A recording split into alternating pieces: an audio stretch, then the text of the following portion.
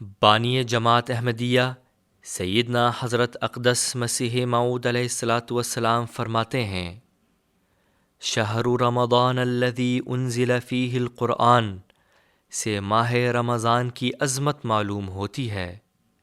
صوفیاء نے لکھا ہے کہ یہ ماہ تنویر قلب کے لیے عمدہ مہینہ ہے، کثرت سے اس میں مکاشفات ہوتے ہیں۔ صلاۃ تزکیہ نفس کرتی ہے اور صوم تجلی قلب کرتا ہے۔ تزکیہ نفس سے مراد یہ ہے کہ نفس امارہ کی شہوات سے بعد حاصل ہو جائے، اور تجلی قلب سے مراد یہ ہے کہ کشف کا دروازہ اس پر کھلے کہ خدا کو دیکھ لے۔